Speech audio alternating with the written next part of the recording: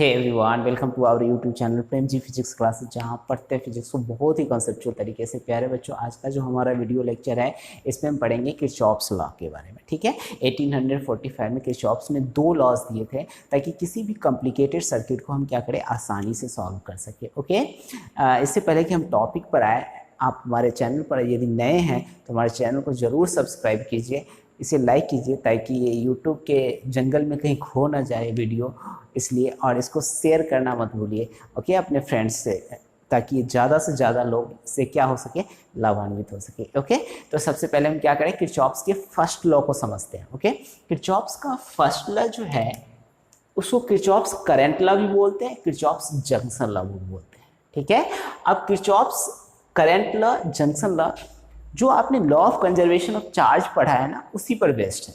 ठीक है, conservation of charge के प्रिंसिपल पर ही बेस्ड है। ये क्या कहता है, algebraic sum of, Kirchhoff's law क्या कहता है, अलजेब्राइक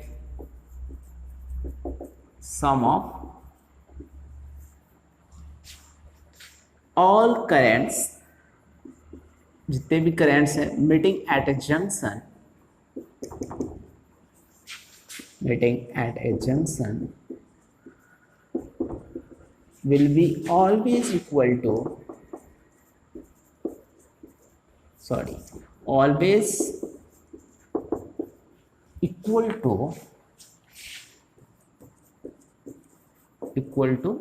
0। ठीक है प्यारे बच्चों, algebraic sum of all currents meeting, all currents लगा दीजिए, all currents meeting at a junction will be equal to 0। Okay, ये जंक्शन पर जितने भी करंट मीट करेगा वो क्या होगा, इक्वल होगा 0 के। अब देखो स्टेटमेंट है, इसको समझते हैं। ये है यहां पर जंक्शन, ठीक है, 2 या 2 से अधिक करंट जब आपस में मिलते हैं ना, तो उसको हम क्या कहते हैं, जंक्शन। ठीक है, तो algebraic sum of all currents meeting at a junction will be always equal to 0। अब ये कहने का मतलब जंक्शन जो है ना, सिंपल सी भाषा में है कि जैसे ट्रेन है, रेलवे स्टेशन है, ठीक है, तो रेलवे जंक्शन जो होता है क्या होता है, बहुत जगह से, बहुत डायरेक्शन से जब ट्रेन आती है और एक जगह पर मिलती है, उस पर्टिकुलर पॉइंट को क्या कहते हैं, जंक्शन बोलते हैं। ठीक है, तो ऐसा है कि एक सिंगल लाइन भी रहता है तो वहाँ भी स्टेशन बना देते हैं, ठीक है, ताकि रुक सके। तो स्टेशन अलग चीज़ है, जंक्शन जहाँ पर मिलते हैं बहुत सारे पॉइंट्स जो है ना, बहुत सारे डायरेक्शन से रोड जो है, सड़क है, रास्ते, या फिर ट्रेन का जो ट्रैक है वो डिफरेंट डायरेक्शन से मीट करता है एक जगह पर, उसको क्या कहते हैं, जंक्शन। तो वैसा ही है, कम से कम 2 करंट आपस में एक जगह पर मिलते हो तो उसको हम क्या कहते हैं, इलेक्ट्रिक जंक्शन। ओके, अब ये है I1 एंड ये I3। ये क्या कहता है कि algebraic sum of all currents meeting at a junction will be equal to 0। इसका क्या मतलब है, summation of I will be equal to 0। देखो I1 मतलब टोटल करंट का सम है, लेकिन I1 जो है ना इनकमिंग करंट है, I2 भी क्या है, इनकमिंग करंट, तो दैट एंड I3 जो है ना वो क्या है, आउटगोइंग करंट है। तो total incoming current will be equal to total outgoing current, मतलब I will be equal to I1 plus I2 equal to कितना हो जाएगा, I3 के। प्यारे बच्चों, ये जो है ना, ये आपको ये जो पॉइंट है ये कहता है total incoming current equal to total outgoing current, और ये जो है ना I1 प्लस I2, तो I1 यहाँ एंटर कर रहा है जंक्शन पर, I2 भी एंटर कर रहा है, तो इनको प्लस लिया है तो आउटगोइंग करंट को हम क्या लेंगे, माइनस लेंगे। तो यही चीज है, total incoming current will be equal to total outgoing current के। मतलब हम इस पर्टिकुलर लॉ को दूसरा भी नाम दे सकते हैं, total incoming current will be equal to total outgoing current।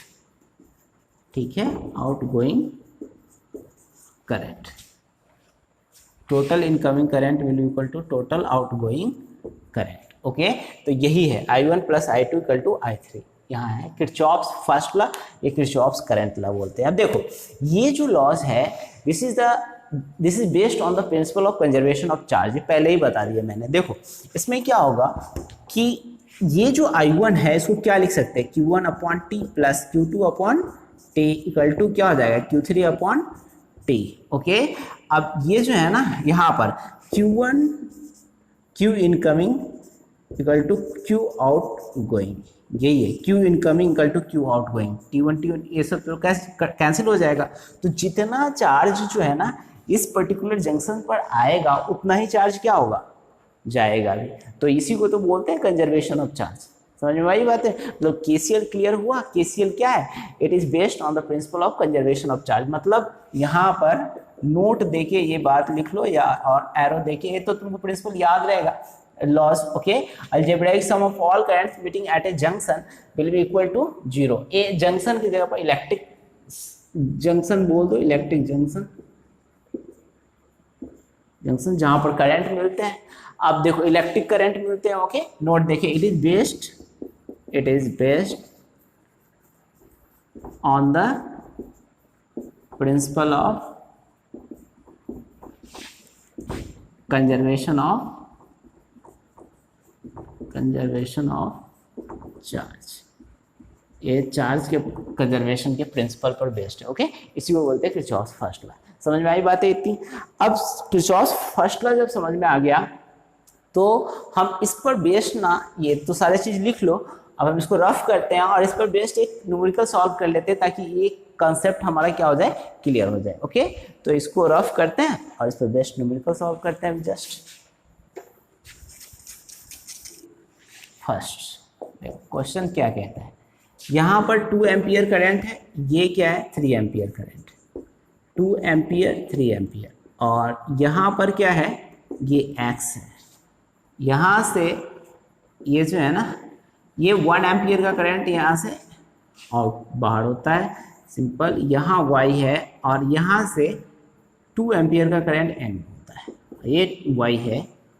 यहाँ से फिर ये 1.5 एम्पियर का करंट लीड होता है इधर से, ये z है और यहाँ से z है और यहाँ से ये जो है ना 2 एम्पियर का करंट। अब हमें क्या निकालना है, find the value of x, y and z। X Y and Z जो करंट है उसकी वैल्यू निकालनी है। मान लो कि ये जो है ना 3 जंक्शन है, कौन कौन, ए बी एंड सी, ये 3 जंक्शन है और आपको फाइंड आउट क्या करना है, एक्स वाई एंड जेड निकालना है। ठीक है तो सॉल्यूशन निकालिए, इसका सॉल्यूशन क्या होगा, total incoming current will be equal to total outgoing current. तो एक्स जो है क्या है, आउटगोइंग करंट है और इनकमिंग करंट क्या है 2 एम्पियर एंड 3 एम्पियर। तो यहाँ पर फ्रॉम KCL, ठीक है KCL से क्या लिख सकते हैं, total incoming current 2 ampere plus 3 ampere equal to क्या होगा x, मतलब x इक्वल टू जो होगा ना वो 5 एम्पियर है। समझ में आई बात है, x इक्वल टू कितना है बेटा 5 एम्पियर है। अब टोटल इनकमिंग टोटल आउटगोइंग के फिर एट यहाँ पर लिख लीजिए, एट कहाँ लगा रहा है, एट जंक्शन ए। ठीक है अब इसके सामने यहाँ पर सॉल्व कर लो, from KCL applying KCL at junction B. ठीक है applying KCL at junction B. ठीक है प्यारे बच्चों, बी जंक्शन पर आपको क्या लगाना है, KCL लगाना है। क्लियर है, आगे बढ़ते हैं। चलो 2 एम्पियर प्लस 1 एम्पियर, ये टोटल इनकमिंग करंट लगाना, तो मैं 2 एम्पियर पहले ले लिया। अब ये क्या हो गया, एक्स यहाँ पर क्या है इनकमिंग ही तो है, तो 5 ampere equal to outgoing current, मतलब कहने का y प्लस 1 7 एम्पियर, तो y प्लस 1, तो ये माइनस करेंगे तो y इक्वल टू क्या होगा 7 माइनस 1 मतलब 6 एम्पियर। ये हो गया y की वैल्यू कितना 6 एम्पियर।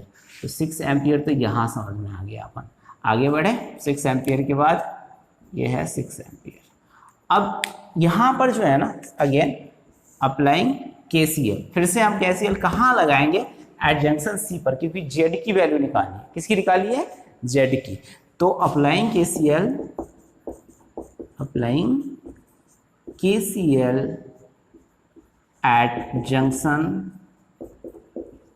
व्हाट C जंक्शन पर हम KCL लगाए, तो देखो total incoming current 6 ampere plus total outgoing current, sorry equal to total outgoing current, तो 6 एम्पियर इक्वल टू कितना है जेड, पहले जेड लिख लो, 2 की तरह दिख रहा है तो इसको ऐसे कर लो, जेड प्लस 2 प्लस 1.5, तो ये क्या हो जाएगा 6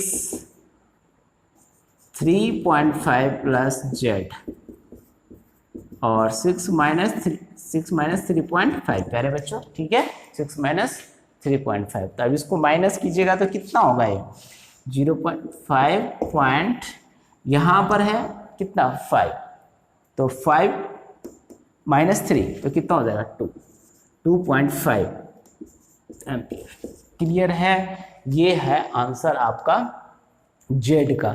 जेड का निकल गया, एक्स निकल गया, वाई निकल गया, जेड निकल गया। अब इतना जब सॉल्व करेंगे ना तो आपको सीधा अपने आप अंदाजा लग जाएगा, प्रैक्टिस हो जाएगा। मैंने स्टेप बाय स्टेप सारा चीज करके देखी है। तो केसीएल क्लियर है, total incoming current equal to total outgoing current, algebraic sum of all currents meeting at a electric junction, at an electric junction, ऐसे लिख लो इलेक्ट्रिक जंक्शन एन लिखना यहाँ पर, an electric junction will be always equal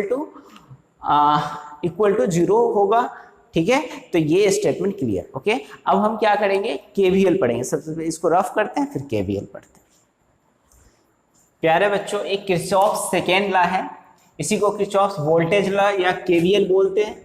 इसी का नाम है किरचॉफ लूप लॉ, या लूप लॉ को ऐसे शॉर्ट में कोई नाम नहीं, KLL लिख सकते हैं, तो लेकिन क्या है शॉर्ट में इसका नाम उसमें नहीं आता, बस केवीएल के नाम से आता है शॉर्ट में, ठीक है। तो किरचॉफ सेकेंड लॉ इसी को कहते हैं, किरचॉफ वोल्टेज लॉ बोलते हैं, किरचॉफ लूप लॉ बोलते हैं। अब ये है क्या, कंजर्वेशन ऑफ एनर्जी पर बेस्ड है, ठीक है। ये कहता है क्या है, अलजेब्राइक सम ऑफ, देखो फिर से अकॉर्डिंग टू दिस लॉ ऐसे लिख लो, अकॉर्डिंग टू दिस लॉ, और इट स्टेट्स दैट, ठीक है, this law algebraic sum of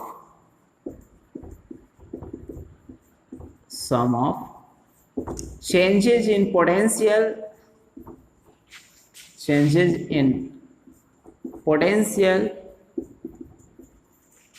will be always equal to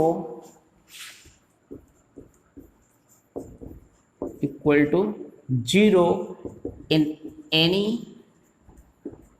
closed loop। मतलब क्लोज्ड लूप में अलजेब्राइक सम जो होगा ना चेंजेस इन पोटेंशियल का, वो क्या होगा, ऑलवेज इक्वल टू 0 होगा।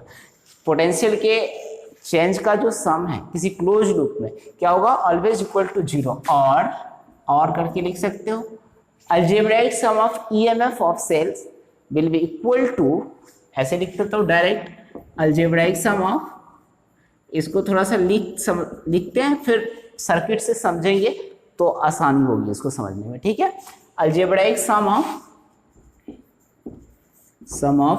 EMF of cell will be equal to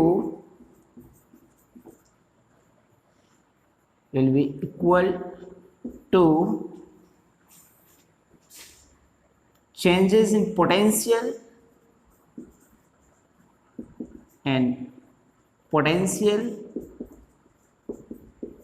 across the resistance। अब इसको थोड़ा सा रेजिस्टेंस के अक्रॉस जो पोटेंशियल डिफरेंस होगा that will be equal to algebraic sum of EMF of cell, ठीक है। अब जब तक इसको तुम यहाँ पर समझोगे नहीं तो ये पूरा तुमको एक हाइपोथेटिकल सा सिचुएशन लगेगा। तो एक बार सर्किट को पहले एक्सप्लेन कर देते हैं। देखिए, जैसे मान लीजिए सपोज कीजिए ये है रेजिस्टेंस, ये क्या है बेटा रेजिस्टेंस, ये है R1 और ये है EMF, यहाँ पर है फिर से रेजिस्टेंस, ये R2 है बेटा, और ये है सेल, यहाँ से ये हाई पोटेंशियल है और ये क्या है लो पोटेंशियल, ठीक है। तो करंट का फ्लो मान लीजिए ऐसे हो रहा है, इस तरह से, ठीक है, इस तरह से करंट फ्लो हो रहा है। और यहाँ पर जो सेल लगाया है ना वो U1 है और ये क्या है बेटा E2।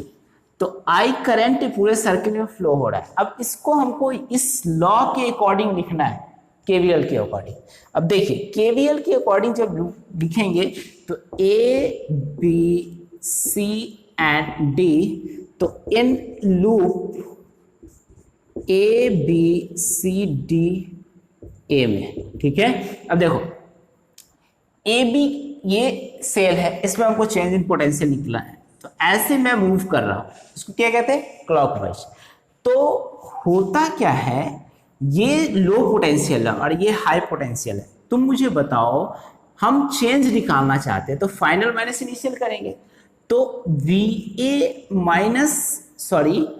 बी माइनस वी होगा, नहीं इधर से जाएंगे ना इधर, तो फाइनल ए, ठीक है। फाइनल पोटेंशियल हाई है और ये लो है, तो ईएमएफ क्या होगा पॉजिटिव, ठीक है। अब मान लीजिए सपोज कीजिए इस सेल के अंदर रेजिस्टेंस के अंदर देखते हैं, तो रेजिस्टेंस में हम ऐसे जाएंगे, ये हाई है और ये लो पोटेंशियल है, मतलब चेंज जो लिखेंगे ना वीसी माइनस वीबी, तो सी जो है ना ये लो पोटेंशियल है और ये हाई पोटेंशियल है, तो आई इंटू आर के सामने क्या लगेगा नेगेटिव, ठीक है। वैसे सिमिलरली इसमें देखेंगे आप, तो यहां भी आप लो से क्या कर रहे हैं हाई जा रहे हैं, ठीक है। इसको थोड़ा सा समझने के लिए इसको चेंज करो, थोड़ा इसको हाई बनाओ और इसको क्या कर दो बेटा लो कर दो, ताकि समझ में हमें जो मकसद है मेरा वो आ जाए। देखो B D minus B C करेंगे, मतलब ये लो पोटेंशियल है, ये हाई पोटेंशियल है, तो माइनस E2 होगा। समझ में आई इतनी बातें। अब हमें इसमें देखना है यहां से, तो ये VA माइनस VD, ओके, ये है लो पोटेंशियल और ये हाई पोटेंशियल है, तो माइनस IR2। क्लियर है इतना। तो ये लूप के अंदर तुम्हारा मूवमेंट है, जब तुम करंट के ये तो मैंने समझाया यहाँ पर इस तरह से मूव करते हैं, मतलब कहने का किसी रेजिस्टेंस के अक्रॉस जो मूव करोगे, जब करंट के डायरेक्शन में मूव करते हैं तो नेगेटिव होता है, और सेल में जब लो पोटेंशियल से हाई पोटेंशियल मूव करते हैं तो ईएमएफ क्या होता है पॉजिटिव होता है। अब इसको पूरा को लिखो, एक बार इसको लिखोगे, मैं इंडिविजुअल इस बात को यहाँ भी लिख देता हूँ, लेकिन एक बार समझाने के लिए थोड़ा सा और भी कंफ्यूज मत होना। इसको मैंने एक बार क्वेश्चन में समझ में कैसे आएगा तुमको, इसके लिए मैंने इसका यूज किया है, ठीक है। अब देखो इन लूप, अब ये लूप में पहले मूव करो, तो in loop A B C D A में, ठीक है। अब देखो ए बी में क्या होगा, ये प्लस E1 होगा प्यारे बच्चों, यहां से इधर जाएंगे इसमें इस डायरेक्शन में, तो करंट के डायरेक्शन में माइनस IR1 होगा, फिर यहाँ आएंगे तो ये माइनस E2 होगा, क्योंकि चेंज इन पोटेंशियल क्या होता है, ये फाइनल और ये इनिशियल, तो फाइनल लो है E2, और ये करंट के डायरेक्शन में minus IR2 equal to 0। Clear है। अब क्लियर है ना।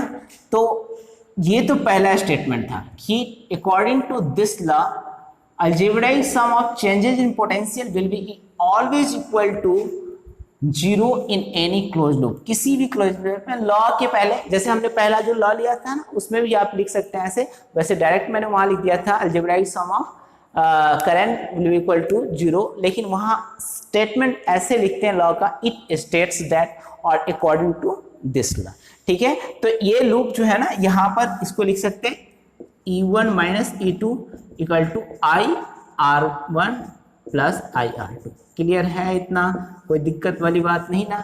देखो अब इसमें कुछ कुछ मैं चेंज करूंगा ताकि क्वेश्चंस को हम क्या करें इजी तरीके से सॉल्व कर सके। तो अब इस चीज को पहले तुम लिखो, तुम क्या लोगे ये मैं पहले बता देता हूँ। एक बार समझ लेते हैं कंसेप्ट को, वैसे तो यहाँ समझाया है लेकिन इसको पहले समझ लेते हैं, और फिर जब हम क्वेश्चन अप्लाई करेंगे ना तो उसमें तुमको सिखाएंगे कि दिमाग ज़्यादा कैलकुलेशन से कैसे बचा जाए, इजी कैलकुलेशन की तरफ कैसे जाया जाए। देखो इन रेजिस्टेंस के केस में कैसे तुम अकॉर्डिंग टू एनसीईआरटी जो लिखा हुआ है उसमें क्या लिखता है, जैसे ये है रेजिस्टेंस R और इसमें करंट फ्लो हो रहा है ऐसे, ठीक है, और तुम यहाँ से जा रहे हो, ये A है और ये क्या है B है, ठीक है। तो तुम पोटेंशियल जो है ऐसे इसी डायरेक्शन में जा रहे हो, तो VB माइनस VA ले रहे हो, तो ये हाई पोटेंशियल है और ये लो पोटेंशियल है, तो कम में से ज्यादा चीज सब्ट्रैक्ट करेंगे, जैसे 4 - 5 करेंगे तो -1 होगा, तो वैसे ही -IR होगा। समझ में आई बातें इतनी? तो फिर ये तो हो गया। अब दूसरा जो है ना, इसमें है यहाँ पर I है और ये R है, ठीक है, ये I है, यहाँ पर A है और ये B है। अब तुम ऐसे मूव कर रहे हो, जैसे इसमें तुम क्लॉकवाइज मूव कर रहे थे ना, तो इसके डायरेक्शन में, करंट के डायरेक्शन में मूव कर रहे थे, लेकिन जैसे तुम एंटी क्लॉकवाइज मूव करते तो करंट के अपोजिट डायरेक्शन में मूव करते। तो ऐसा इस वाले केस में जब हम लेंगे तो ये क्या लिखेंगे, VA - VB, और ये हाई पोटेंशियल और ये लो पोटेंशियल है, तो ये +IR इतना होगा। क्लियर है कंसेप्ट? अगर क्लियर है तो आगे बढ़े। इन EMF या इन सेल, EMF तो उसकी वोल्टेज होती है, ओके। अब देखो इसमें यहाँ पर ये सेल है, एक सेल है, और इस सेल में करंट का हम नहीं लेते, करंट से नहीं सोचते, ये हाई पोटेंशियल है, ये लो पोटेंशियल है। देखो इधर ये A है और ये क्या है, B है, और ये EMF है, ठीक है। तो अगर तुम मान लो ऐसे मूव करते हो, हाई से लो की तरफ मूव करते हो, तो VB - VA होगा, और वैसे सिचुएशन में EMF क्या होगा, निगेटिव होगा, ठीक है, क्या होगा, नेगेटिव। अब अगर मान लो सपोज करो कि तुम्हारा सेल इस तरह से है और ये पॉजिटिव है, ये नेगेटिव है, और ये A है और ये क्या है, B है, और तुम क्या कर रहे हो, लो से हाई की तरफ जा रहे हो, VA - VB कर रहे हो, तो EMF है +E, ओके। समझ में आई बात है? ये +E है और ये क्या है, -E है। Clear concept? अब देखो हम जब न्यूमेरिकल बनाएंगे तो क्या करेंगे, ये तो मैंने तुमको कहानी समझाई क्योंकि ये बेस है, ठीक है, आधार है, तो इसमें कुछ चेंज करेंगे ताकि हमारा जो प्रॉब्लम है ना इजी तरीके से सॉल्व हो, ज्यादा नेगेटिव वैल्यू नहीं आए। देखो जो जब भी हम मूव करेंगे, जैसे ये है यहाँ पर, इसमें एक देखो ऐसे मूव कर रहे हैं हम ABCDA में, तो ये नेगेटिव है, ये पॉजिटिव है। जहां से हम जाते हैं करंट के डायरेक्शन में, ये जो है ना रेजिस्टेंस पे, ये क्या है, प्लस है, ये माइनस है, ये पॉजिटिव है, ये नेगेटिव है, मतलब ये हाई पोटेंशियल, ये लो पोटेंशियल, ठीक है, ये हाई पोटेंशियल है और ये क्या है, लो पोटेंशियल, ठीक है बेटा। अब हम इस लूप में जैसे ही घूमेंगे, मूव करेंगे, तो हम देखेंगे कि कौन सा साइन हम पहले फेस कर रहे हैं, कौन से साइन को हम पहले क्या कर रहे हैं, एनकाउंटर कर रहे हैं। तो जैसे ही मान लीजिए, सपोज कीजिए इस वाले केस में हमें लेना है, इस लूप में, कौन सी लूप है ये, यहाँ पर एक काम करो, थोड़ा सा जगह बना लो, ये E2 है और यहाँ पर हमें लिखना है इन लूप। अभी मैंने लिखा क्या है, और अब मैं इजी तरीके से, जो ज़्यादा कंफ्यूजिंग नहीं होगा, तुमको अगर ये अच्छा लगे तो ये लिख लेना, लेकिन मैं तुमको बता दूं कि ये जो बता रहा हूँ ना मैं, थोड़ा सा मेरा अनुभव कहता है कि इससे क्वेश्चन तुम्हारा इजीली सॉल्व होगा। ABCDA में, इस लूप में अब देखो ऐसे मूव करेंगे ना, तो ये नेगेटिव है, पहले हम किसको फेस कर रहे हैं, नेगेटिव को, लो पोटेंशियल को, तो यहाँ -E1 लिखेंगे, ठीक है बेटा। यहाँ प्लस फेस कर रहे हैं, मतलब I × R1 लिखेंगे, यहाँ पर प्लस फेस कर रहा है तो +E2 लिखेंगे, और यहाँ पर भी प्लस फेस कर रहे हैं, मतलब कहने का +IR2 लिखेंगे। कोई दिक्कत वाली बात, मतलब तुमको सिंपल सा ये चीज देखना है, करंट के डायरेक्शन में हम क्या लेंगे, पॉजिटिव IR, और करंट के अपोजिट डायरेक्शन में क्या लेंगे हम, नेगेटिव, ठीक है। अब थोड़ा सा जो स्टेटमेंट होता है जनरल लाइफ में, जैसे आपको जो मैं कह रहा हूं वो आप मान रहे हैं, तो आप क्या पॉजिटिव है मेरे साथ, अब नहीं मान रहे हैं तो आप क्या हो गए, नेगेटिव हो गए। तो वैसे ही करंट के डायरेक्शन में जब है तो पॉजिटिव है, और करंट के अपोजिट है तो क्या है, नेगेटिव है। यहाँ पर संयोग से क्या है, दोनों ही पॉजिटिव है, तो दोनों ही पॉजिटिव आ जाएगा। क्लियर है कंसेप्ट? इतना कोई दिक्कत नहीं ना। अब जब दिक्कत नहीं है तो आगे बढ़ा जाए और इसको सॉल्व किया जाए। इसको जब देखेंगे आप, इसको सॉल्व करके, तो आपको मिलेगा क्या कि यही इक्वेशन आपको फिर से मिलेगा, मतलब माइनस कॉमन ले लीजिए, तो ये E1 minus IR1 minus E2 minus IR2, यही चीज तो है, E1 प्लस हो जाएगा बस। तो मतलब कहने का ये एक तरीका है इस पर्टिकुलर चीज़ों को सॉल्व करने। अब ये E2 माइनस E1, ओके, ये पर्टिकुलर चीज़ समझ में आई बात है। मतलब कहने का कि आप आसानी से इसको, जैसे ये जो चीज़ है ना, सॉरी यहाँ पर ये माइनस ये प्लस हो जाएगा, ये जाएगा ना इस साइड, तो ये E2 माइनस में रहेगा, लेकिन E1 तो प्लस हो जाएगा ना, E1 माइनस E2। देखो E1 minus E2 equal to IR1 plus IR2। ये हम जो आगे न्यूमेरिकल सॉल्व करेंगे ना, बहुत प्यारा सा न्यूमेरिकल सम है, उसमें इसी पर्टिकुलर कंसेप्ट से उसको सॉल्व करेंगे, ताकि हमारा प्यारे बच्चों ये 2012 में ऑल इंडिया में आया हुआ है CBSE के अंदर क्वेश्चन। ये इस तरह से है, ये एक रेजिस्टेंस है 200 ओम का, ये यहाँ रेजिस्टेंस है एक 60 ओम का, और इसमें एक बैटरी लगी हुई है ऐसे, ये 5 वोल्ट का है, नीचे ये भी है 4 वोल्ट का, और बीच में एक 20 ओम का रेजिस्टेंस लगा हुआ है। ठीक है, ये इसके अंदर रेजिस्टेंस तो है ही, ये मिलीमीटर लगा रखा है हमने, और ये रेजिस्टेंस यहाँ से लगा हुआ है वो कितना ओम का लगा हुआ है, 20 ओम का। आपको फाइंड आउट करना है मिलीमीटर का रेटिंग कितना होगा, what will be the rating of millimetre.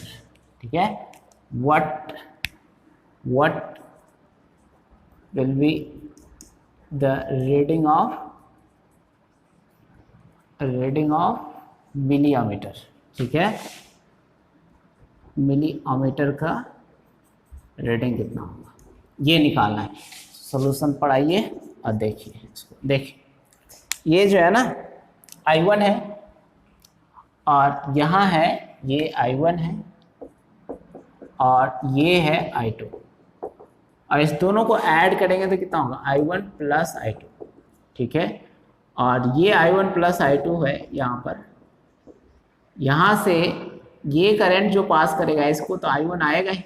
ठीक है, ये कैसे, KCL से किरचॉफ्स करंट लॉ लगा दी इसमें। Okay, A B C and D। ठीक है, तो I1 गया इधर एंटर किया, I2 इधर से एंटर कर रहा है, तो I1 प्लस I2 हो जाएगा, और ये है I2। ठीक है प्यारे बच्चों, तो इन लूप व्हाट ACBA में, ACBA इस लूप में। ओके, अब देखो इस लूप में क्या हम लगा, कौन सा ला रहे हैं, applying KVL, Kirchhoff's voltage law, जो अभी पढ़ा ना सेकेंड वाला, वो लगा रहे हैं।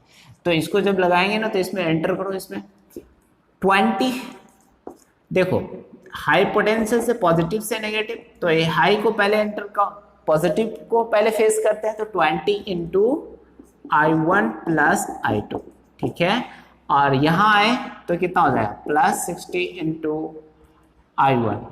ओके, 60 I1, ये क्यों पॉजिटिव होगा, ये क्या होगा, नेगेटिव होगा, मतलब ये हाई पोटेंशियल और ये लो पोटेंशियल, तो 60, और यहाँ नेगेटिव है पॉजिटिव है, तो ये -4 इक्वल टू 0।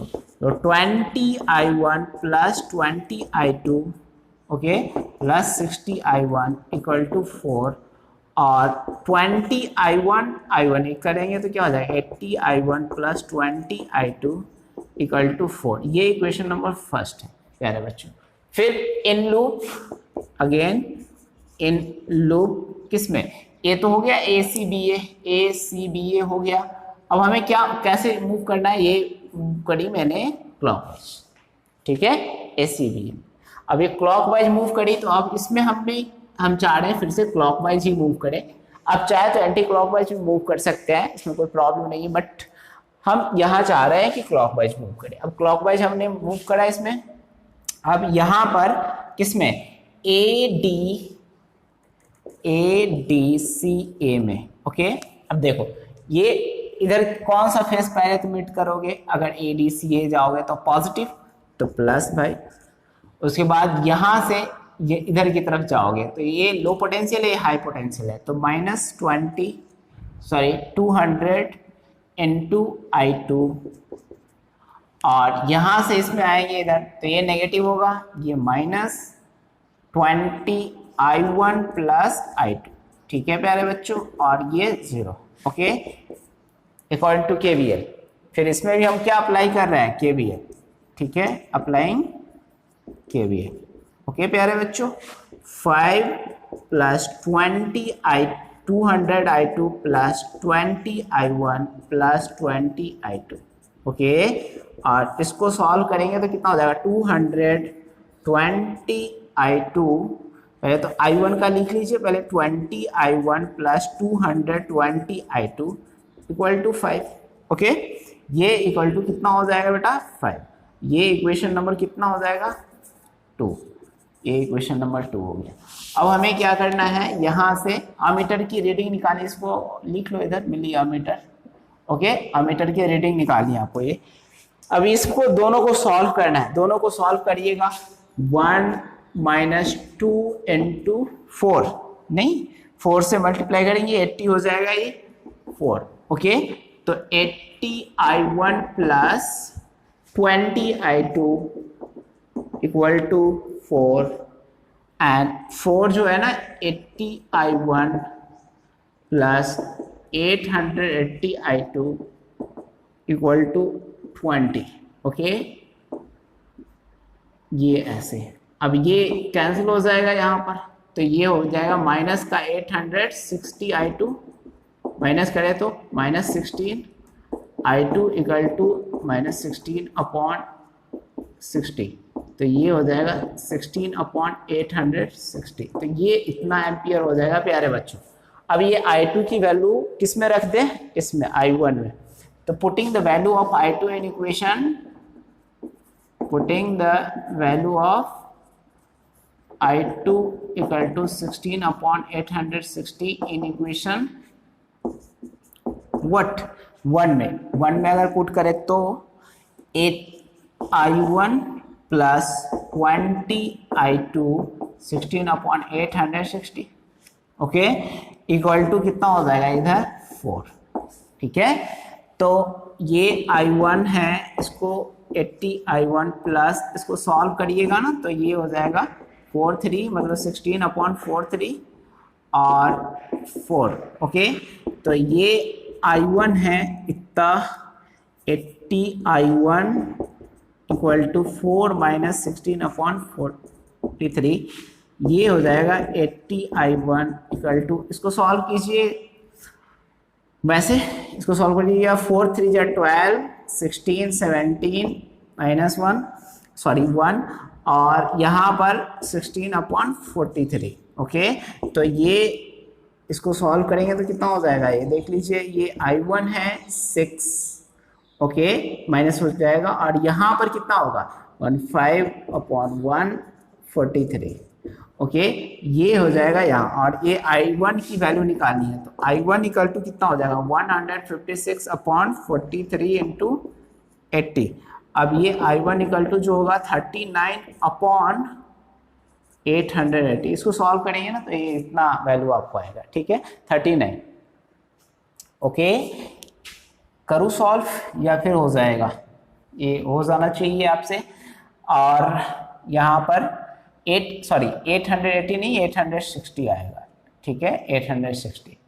ओके, 20 होगा ये, अगर 4 से सॉल्व करेंगे तो 4 3 जा एंड 9 जा, नहीं 4 से कट कर लो, 3 9 और ये कितना हो जाएगा 4 2 जा। ओके, इतना एम्पियर। अब ये टोटल करंट हमें निकालना है, मिली एमीटर से जो रीडिंग आएगा वो कितना के इक्वल आएगा, I1 प्लस I2 के इक्वल आएगा।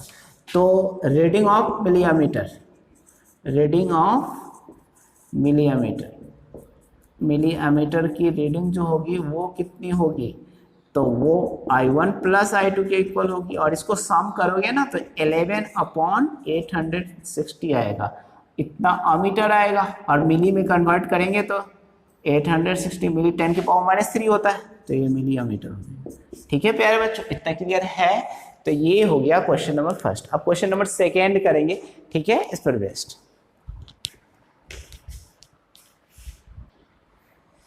प्यारे बच्चों, ये थर्ड नंबर क्वेश्चन है। ये क्वेश्चन 2015 में आया हुआ है। ठीक है, 2015 में। ये क्वेश्चन में क्या कहता है कि इस पर्टिकुलर बी पॉइंट से करंट पास नहीं करता है। ठीक है, तो आपको पॉइंट ए एंड डी के बीच पोटेंशियल डिफरेंस निकालना है। इसको कैसे निकालेंगे ये समझते हैं। देखिए, जब भी आपको पोटेंशियल डिफरेंस ऐसे निकालना हो तो VA माइनस VD करना है आपको, A एंड B, ठीक है, इसके बीच निकालना है। ओके, तो VA माइनस VD करना है ना, तो आप क्या कर रहे हैं, ऐसे मूव कर रहे हैं, ठीक है। तो पॉजिटिव को +6 वोल्ट और यहाँ पर इसी लाइन से इधर आ जाइए और यहाँ तक पहुँच जाइए, इधर जाने की ज़रूरत ही नहीं, ये रास्ता ही नहीं लेना, ठीक है। तो VA माइनस VD 6 वोल्ट और +3 वोल्ट। ओके, यहाँ पर करंट क्या है, 0 है। कह रहा है इस आर्म में करंट ही नहीं फ्लो हो रहा है, तो जब करंट ही नहीं फ्लो हो रहा है तो IR1 की वैल्यू कितनी हो जाएगी, 0, और फिर यहाँ पहुँच जाना है, तो ये कितना हो जाएगा, 9 वोल्ट। एक तरीका ये है, ठीक है। अब दूसरे तरीके से आप निकालना चाहते हैं तो उससे भी निकाल सकते हैं, जैसे VD माइनस VA करके ऐसे, तो वो भी हो सकता है, VD माइनस VA ऐसे करके चेंज इन पोटेंशियल, मतलब फाइनल तो ये है। तो अब ये निकालिएगा तो 6 आपको माइनस में रखना पड़ेगा, मतलब final point minus initial. Okay, हम ऐसा नहीं लेके इसी तरीके से ले सकते हैं, ठीक है। तो VA माइनस VD हो गया, ये आपका आंसर हुआ फर्स्ट नंबर क्वेश्चन का। सिंपल सा आंसर था, एक लाइन में हो जाता। अब इसमें है, एक तो तरीका ये है, दूसरा ये, बहुत सारे तरीके हो सकते हैं इसके, लेकिन हम इसी तरीके से काम करेंगे, ठीक है। अब हमें इसमें निकालना है, ये क्यूब है, ओके, और इसके हर एक आर्म का जो रेजिस्टेंस है ना, वो R दिया हुआ है। कितना दिया हुआ है बेटा, R। यहाँ भी रेजिस्टेंस कितना दिया हुआ है, R। यहाँ पर रेजिस्टेंस कितना दिया हुआ है, R। हर एक आर्म में R। कितने आर्म्स होते हैं ये बता दो मुझे, एक क्यूब के अंदर कितने आर्म्स, ये जो है ना R है, ये भी R है, और ये R, ये R, यहाँ से R, यहाँ R, ठीक है। एक क्यूब में कितने आर्म्स होंगे, देखो 4 नीचे 4 ऊपर, 8 और 4 12, ठीक है। तो 12 आर्म जो है ना, उसमें सब में रेजिस्टेंस जो है ना R दिया हुआ है। क्या है रेजिस्टेंस, सब में मैंने बना दिया R है। आपको एक बैटरी कनेक्ट किया हुआ है जिसका जो पोटेंशियल है ना वो है 10 वोल्ट। ये जो बैटरी है ना बेटा, इसके पोटेंशियल है वो 10 वोल्ट है। ये यहाँ है, इस तरह से 10 वोल्ट पोटेंशियल।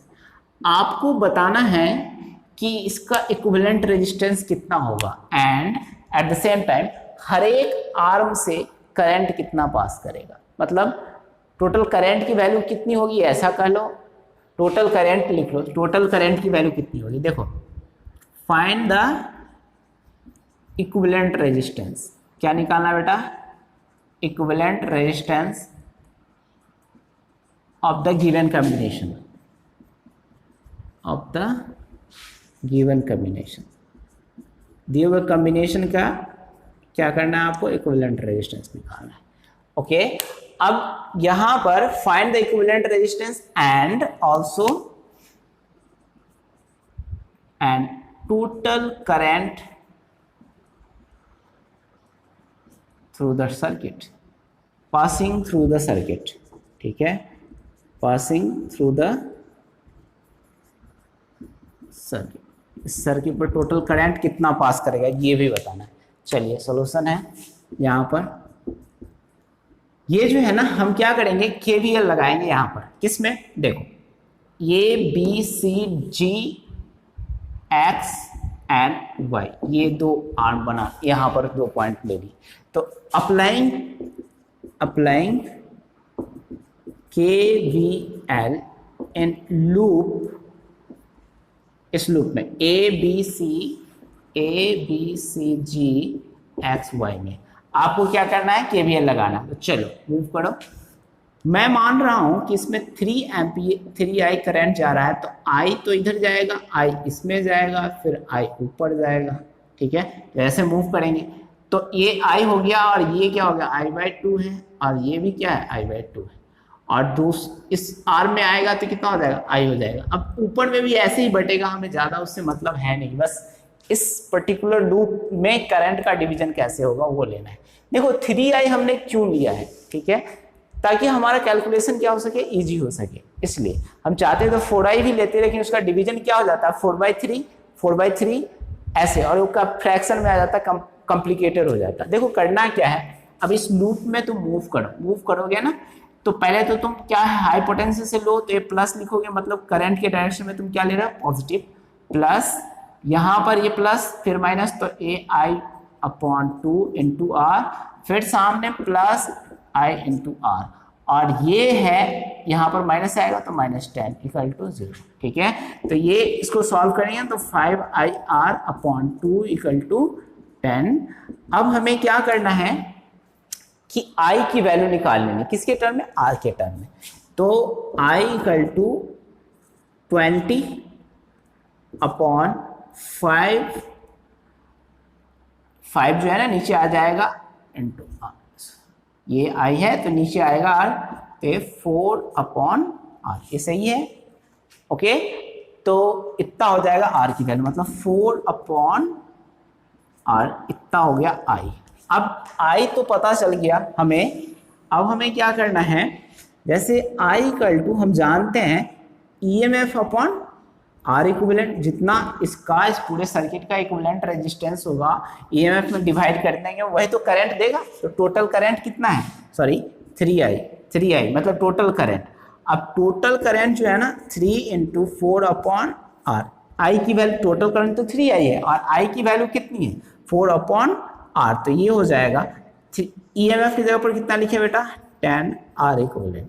तो ये R इक्विवेलेंट = कितना है 10 × R/, ये 10 × R/4 × 3। ओके, तो ये 5। ओके, तो हमें R इक्विवेलेंट की वैल्यू कितनी हो जाएगी 5R/6, ये R इक्विवेलेंट की वैल्यू होगी। R इक्विवेलेंट = कितना निकलेगा 5R/6, ये तो R इक्विवेलेंट हो गया, क्योंकि R के टर्म में दिया भी हुआ है, हर एक का रेजिस्टेंस R है, तो इतना इक्विवेलेंट रेजिस्टेंस हो गया। अब हमें करंट निकालना है कि टोटल करंट कितना होगा, तो ऑफ कोर्स क्या निकाल भी चुके हैं इसको। ओके, तो टोटल करंट अगर निकालना है तो 3I है, I टोटल अगर निकालना है, टोटल करंट, ठीक है, टोटल करंट निकालना है तो 3I के इक्वल है, यहाँ तो लिख ही दिया 3 × I के जगह पर कितना लिखेंगे बेटा 4/R, और ये हो जाता 12/R। देखो R की वैल्यू अगर मान लो मुझे 1 एम्पीयर, 1 ओम, 2 ओम, 3 ओम कुछ भी दिया रहता है तो हम आराम से निकाल देते हैं। यहाँ पर R इक्विवेलेंट = कितना निकाल देते हैं 5/6, और टोटल करंट भी निकालना होता है I टोटल, तो हम क्या निकाल लेते हैं 12 एम्पीयर। समझ में आई बात है, अगर 1 ओम दिया रहता है तो 2 ओम दिया रहता है, तो हमने जनरल लेकर के R लेकर के आपको सॉल्व कर दिया। ठीक है, this is the complete analysis of Kirchhoff's law. Okay.